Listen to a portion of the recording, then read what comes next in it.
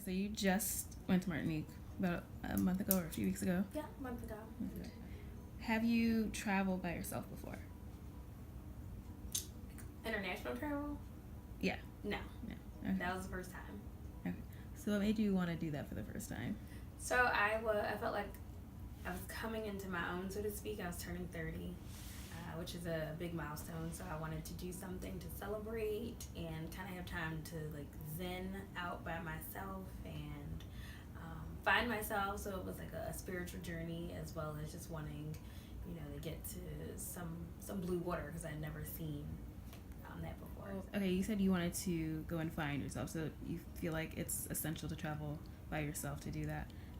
Oh, absolutely. And the reason why is because although it's fun traveling with friends, it's really nice to be able to do what you want to do and really tap into what it is that you actually want to do.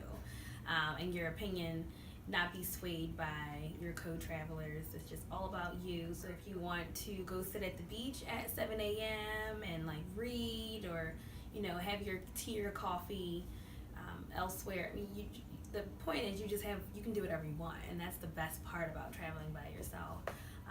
And you do get to know who you are a lot more because you're spending that much time by yourself. Why was that necessary for you at that time? Well, for me, I felt like a lot was going on in my life. Like I was leaving my 20s, which is traumatic in itself. Yeah, it is. And so with that, and on top of having a very, very stressful job, and I'm a mom of two, I have a 14-year-old and a 10-year-old, and so it was like you live so much of your life making sure that you did for them, because that's your responsibility, so there's nothing wrong with that. But being a mom and being a single mom at that, it comes with a lot of its own stressors and difficulties and guilt trips as well. So I took a lot of those. So I was like, Krista, it's time for you to take a real trip. Right. You need to get out of this country and you need to do something that is solely for you and be a little bit selfish. And that was okay, just to be able to think about myself, think about my own health, mental health, spiritual health, and physical health. All of those things tie in together. So I was like, I need to get away. I need to do this. And in turn, in doing this, I can be a better mom for them, or I can be a better staff person, or what have you. But interestingly enough for me, I actually gave notice to my job in the beginning of 2018 on January 2nd that I was leaving, that I couldn't do that anymore. It was just way too stressful. And a ton of other reasons, but stress ended up being the main culprit of the reason why I was leaving. And I realized that just a person of my age and how intelligent I am, I was wasting my talents on something that wasn't going to yield dividends as it should. So, and along with that stress, it just didn't make sense. So what I decided to do was gave 3 weeks on the 22nd, and my last day was the 22nd, and I got on a plane on the 23rd. So it was awesome. So I was like, peace out. Right. I'm out of here. And I was on my way to Martinique, landed there on the 23rd. And just to have that time to like get back to me, find again who I am, and make sure I knew who I was, and make sure I knew what my next steps were. I'm a big proponent on next steps and figuring out, where you are now, why you're here, where you want to be, and how are you going to get there.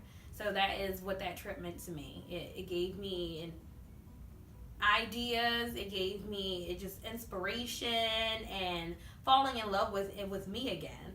I'm also single, so that's that adds into it as well, and making sure that I'm the one telling myself that, Krista, you are worth it. Like, self-worth is huge. So what made you choose Martinique over anywhere else? So honestly, there's a couple reasons. I was reading an article actually, and I read that there was really cheap airfare to Martinique and to Guadeloupe, and so I did some research comparing the two, and I landed on Martinique, and I was like, okay, I'm going to do this. And then what the other great thing about that is that I've taken French for many years, throughout elementary school, high school, college, and I was like, I want to be able to use my French and like get better, brush up, talk to other people, some native. So it was a francophone country, and it was also cheap to go. So those are my reasons. So I booked it about 2 months in advance. Okay. I did research for prior to that, maybe like 4 to 5 months. Started researching where I wanted to go, figure out where I wanted to go, and the airfare was super inexpensive. So I was like, I wanted to play around and just like wait, make sure I was definitely going to do it, and then yeah, I probably booked maybe like a month and a half to 2 months before that I was about to leave. And once your airfare is booked, and then I just figured out what my lodging was going to be.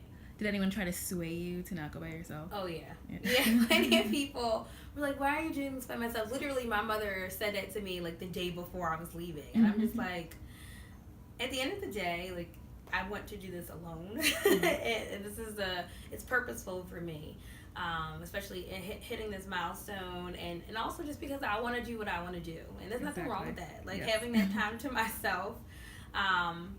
And that's, I mean, and that in itself is exactly the reason. People saying, giving their opinions to things, and sometimes that's nice, but other times, you know, you just need your you time, and I needed my me time. Yeah. So where did you end up staying, and how did you decide on it? So I researched a bunch of Airbnbs. I researched different parts of Fort-de-France or Martinique. Fort-de-France is like their main city, so I was like, okay, do I want to stay in like the country, away from the hub, or the outskirts? And I wanted the trip to come in around a certain number. I didn't want to overspend. So I split up my stays amongst 3 different Airbnbs. So I did one that was like mid-level pricing, and then I did like one that was close to the airport, and then I did one that was like more of a splurge. So kind of like moved around. So then also you get to experience different parts of wherever you're going. So that's what I got to do. I stayed in 3 different parts of the island. So how did you get to each place? So renting a car was initially what I thought about doing. I read a lot trying to figure out like what did you need to do. Everyone said you needed a car in Martinique pretty much. Like very few people said it's fine without a car. Even the Airbnb hosts in their descriptions, they said you need a car. So I thought about it. The car itself costs more than the cost of my than the ticket, and so I just was like, I don't want a car. I was like, I don't want a car. And then I looked into how to travel in there without a car, and the country is not the richest at all. So therefore, I'm like, there's people that do this on a regular basis without a vehicle, and my goal anytime I travel is to live like a local. I don't want to be on like resorty areas. Even like the higher up place that I chose to stay was still in a neighborhood. So yeah, point of that is I basically decided to pick a place central to where I can get to the bus. And also there's a lot of people, because of that area, they know most of them need cars. They tell you that the host at the Airbnbs give you rides. They're like, oh, I'll give you a ride if you just pay 10 euros. It's typically what I paid for each of the rides that I got. I got into Fort-de-France. Once you're in Fort-de-France, you can catch a minibus is what they call them. They're like little like Sprinters, Mercedes-Benz Sprinters turned into, they have a whole bunch of chairs in them, seats in them. And they take you all over the island. Like you might be in the car for 45 minutes, but you can get wherever you need to go. Short distances, long distances, but it was totally worth it because you get to immerse yourself in the culture of everyday life of what the Martinicans actually, how they live. So I got to speak French with these people, and them know that I was American, like know that I wasn't from there, but just being so nice and welcoming. So that's what you get out of not having a car, because I would just be in the car by myself. And in this instance, I got to be, travel with other people that are native to the island. What was the food like over there? Food is, so it's Creole. It's French Creole island. So a lot of it is just that. They do have like, I went to this place that had like rotisserie chicken. Like they just like grilled the chicken out on like a big grill, and then they had French fries. That was it. That was like this place, they had chicken and fries. That was all. And I met a farmer while I was there, and that's where he was like, I'm taking you some food. I was like, there aren't any vegetables here, anything green? And he was like, no. He was like, it's just chicken and there's fries. And it was a late night spot, so it was cool. So they had like chicken, fries, and then they had beer, and that was it. It was really basic. It was kind of like right out of a shack, and like a whole bunch of people were there playing music.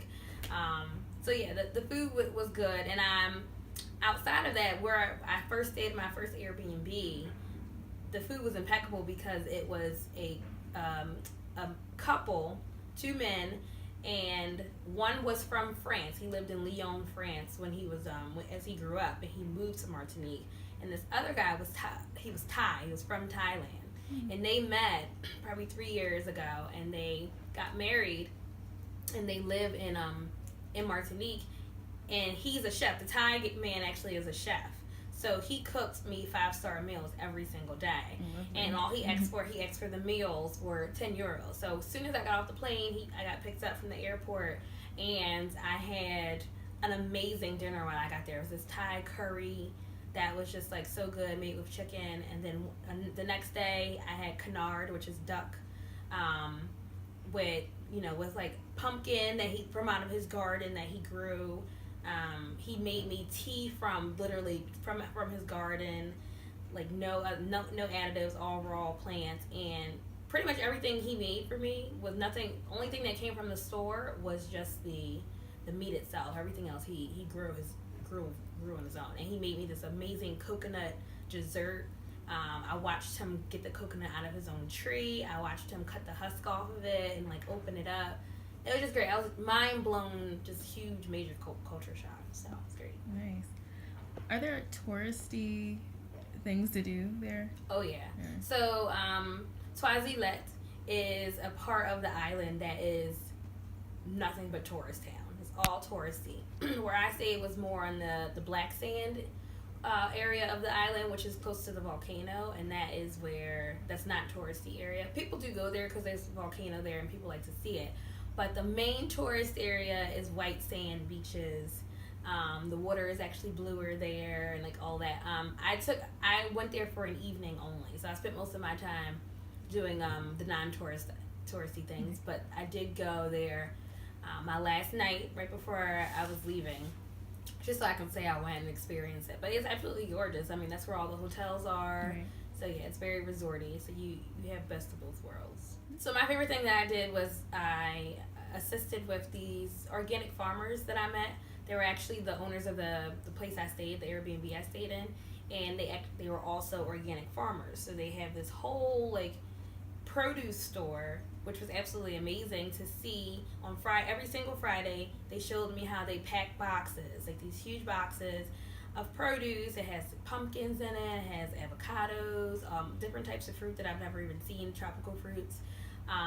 This one fruit that I forget the name of it. I think it's sopa or saso. It tastes like a pineapple and banana mixed together. So that was in there.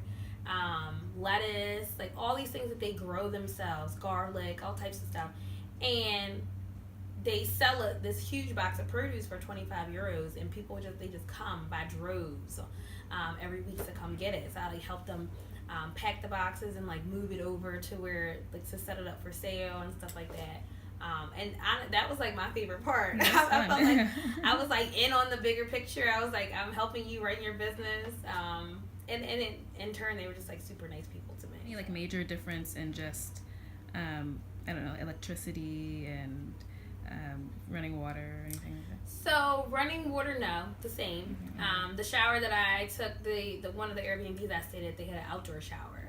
So I got to shower outside for those first 2 days that I was there, and that was really cool. And as far as the electricity goes, you do want to make sure you're traveling with a converter because their plugs are just different than ours. Okay. So, and they're all European plugs, so you got to make sure that you have that electricity converter, and they're really inexpensive. I bought mine on Amazon for like $15, and it has every place because like apparently Australia is different as well. So like you can go anywhere and travel with this little converter. Any cool souvenirs? Not really. No, what I did bring back was straight from the beach. The rocks on the beach are absolutely amazing. There were all types of color. I found like this reddish stone. I found this like green stone that you can see through. And I was looking at it to make sure it wasn't glass. I was like, is this glass or is this the actual? And I'm like, no, this is an actual rock. So this is not man-made, coming straight from the earth. And that's so cool to see that you can get things like that. So no, I didn't pay for any of that. That was all free. Right. So this is a place that you would recommend people to go to? Oh, absolutely. You want to go to Martinique. It's an amazing island. There's so much to do on it. I was there for 5 nights and wish I stayed longer.